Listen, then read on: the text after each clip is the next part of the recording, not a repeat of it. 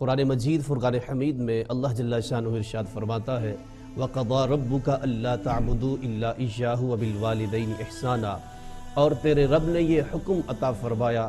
کہ تم اسی کی عبادت کرو اور والدین کے ساتھ اچھا سلوک کرو۔ اِمَّا يَبْلُغَنَّ عِنْدَكَ الْكِبَرَ أَحَدُهُمَا أَوْ كِلَاهُمَا فَلَا تَقُلْ لَهُمَا أُفٍّ وَلَا تَنْهَرْهُمَا وَقُلْ لَهُمَا قَوْلًا كَرِيمًا، اگر وہ دونوں یا ان میں سے کوئی ایک بڑھاپے کی عمر کو پہنچ جائیں تو انہیں جھڑکنا نہ اور ان کے آگے اف تک نہ کرنا، اور ان کے لیے وَخْفِضْ لَهُمَا جَنَاحَ الذُّلِّ مِنَ الرَّحْمَةِ، فرمایا کہ ان کے لیے نرمی کے بازو بچھا دینا، اور یہ دعا کرنا رب ارحمہما کما ربیانی صغیرا، اے میرے رب ان دونوں پر رحم فرما جس طرح انہوں نے بچپن میں میرے اوپر رحم کیا ہے۔ سبحان اللہ۔ یاد رکھیے ماں باپ اللہ کی بہت بڑی نعمت ہے۔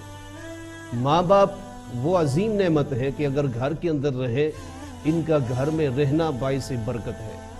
ماں باپ وہ عظیم ہستی ہے کہ جو اپنے بچے کے لیے بخشش کی دعا کر دیں، کاروبار کے حوالے سے دعا کر دیں، کسی بھی حوالے سے یہ اپنے ہاتھ اٹھائیں حالانکہ بچے کو علم بھی نہ ہو، اللہ ماں باپ کی دعا اپنے بچے کے حق میں قبول فرماتا ہے۔ اس کے برعکس جو ماں باپ کا نافرمان ہو، جو ماں باپ کی دل آزاری کرنے والا ہو اور ان کے لیے تکلیف کا باعث ہو، ایک مرتبہ نبی رحمت صلی اللہ علیہ وسلم نے ارشاد فرمایا میرے صحابہ جانتے ہو کہ شرک کے بعد سب سے بڑا گناہ کون سا ہے؟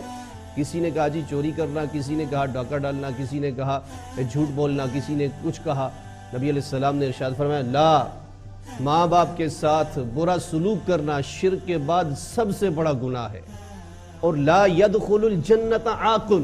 نبی علیہ السلام نے ارشاد فرمایا، امام ترمذی نے اس حدیث پاک کو نقل کیا، فرمایا کہ جنت کی خوشبو 500 سال سے آ رہی ہوگی، 500 سال کی مسافت سے آ رہی ہوگی۔